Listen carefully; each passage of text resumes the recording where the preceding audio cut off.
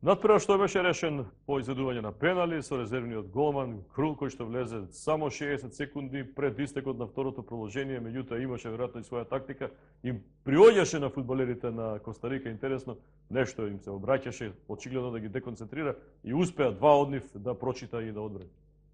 Точно така, јас се сложувам.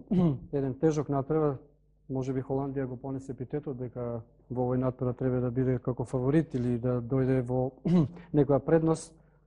Видовме дека уште во првото полувреме Коста Рика добро се постави, значи техничко-тактички одигра извонредно. Иако можам да кажам слободно еве за нас тренери кои што го пратиме фудбалот, ние немаме такви податоци за фудбалерите кои што се од Коста Рика. Меѓутоа, според мене, Коста Рика заедно со репрезентацијата на Мексико е едно со Алжир, едно од најголемите пријатни изненадувања на ова светско првенство. Што се однесува до измената која што Луис Ван Гал ја фактички направи во последен момент, нели во на 90 плюс, Ван Гал веројатно тргна од, како да кажам, понесен од инерцијата дека можеби пеналите ќе бидат пресудни за натамошното продолжување на репрезентацијата на Холандија и за нејзиниот крајен домет.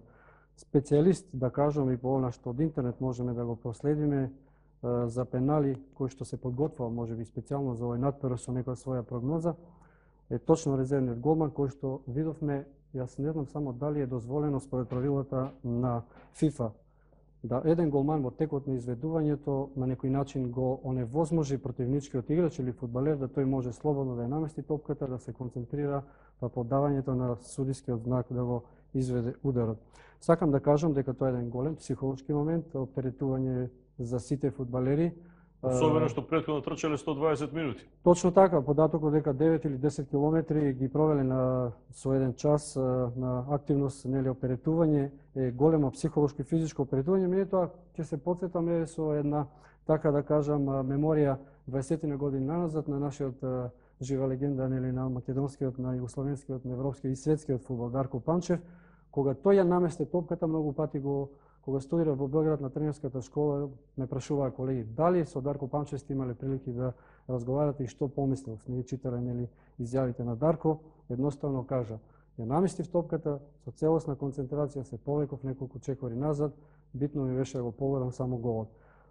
Не сакам да речам дека голманите не се, како да кажам, среќници, или во овој случај ние имавме точна и слободна проценка во кој дел од голот, во оквир на голот, шутира противничкиот играч. А тоа што го направи голманот со играчот кој што го изведуваше пеналот, мислам дека не е во доменот на ферплејот и мислам дека судијата мораше тука да интервенира, односно да го далечи од местото одбележено за изведување на пеналот 11 метри.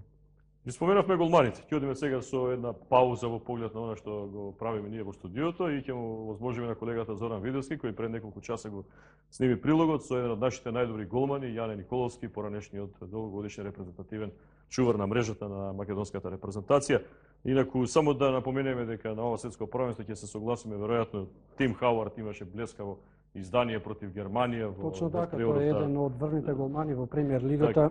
Се гледа дека целосно подкован со она, нели, значи од најмале нозе, помината голманска техника, школа која што на преварите во премиер лигата и како во многу мечеви покажал дека е еден од најдобрите не само на премиер лига, него и во Европа и во светот. Да, меѓу оние што оставија впечаток, светов впечаток, боле од Алжир, од кој што исто така одлично бранеше пред се против Германија во нароковот фаза. Да, јас кажав, точно така. Горан, јас кажав една од инерциите, нели, и тенденциите во ова светско првенство во Бразил се појавата на голманите и веројатно оние кои што, нели, се тренери се занимаваат со таа проблематика, затоа што ние тренерите сме одредени за одреден дел или сегмент од фудбалот.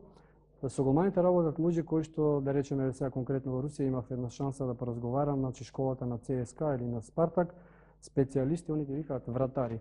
Тоа се луѓе кои што посветуваат, да речеме, школата на ЦСКА, Акинфеев, ако земе за пример, каде што има 3 звонени голмани, квалитетот, просто тој што го заменува е, речиси, изедначен во однос на квалитетот со првиот голман.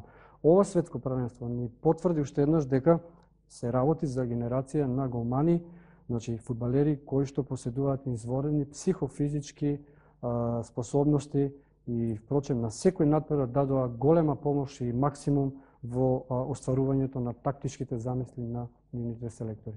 Така. Одиме значи со најавениот прилог да видиме што размислува за ова светско првенство и пред се за оние негови колеги кои што се сега актуелни на мундијалот. Јане Николовски за утрешното полуфинале, нормално ексклузивно на македонската телевизија. Утре дуелот на гигантите Бразил Германија според многумина финале пред финале. Интересна репрезентација кои што има дури 21 меѓусебен дуел. Само еден на светските првенства, задутре пак ќе играат Холандија и Аргентина. Бразил и Германија ќе играат во Бело Хоризонте, додека во Сао Поло ќе играат селекциите на Холандија и Аргентина. Одиме сега со прилогот кој што е посветен на првото полуфинале.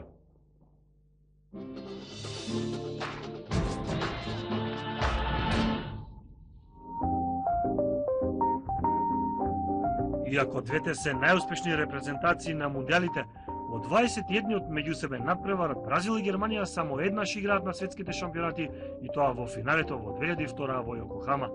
Кариоките ја освоја петата рекордна титула затоа што во дуелот на првиот средец против најдобриот играч на првенството Роналдо беше поуспешен од Кан, кој директно влијаеше за еден од двата погодока на Ело Феномено.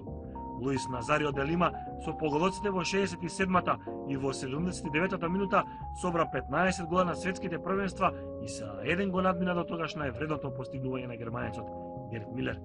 Германците беа хендикипирани бидејќи Бала го пропушти мечот за трофеот поради два жолти картона, додека бразилскиот капитен Кафу стана првиот фудбалер во историјата што играл 3 мундијалски финалиња поред.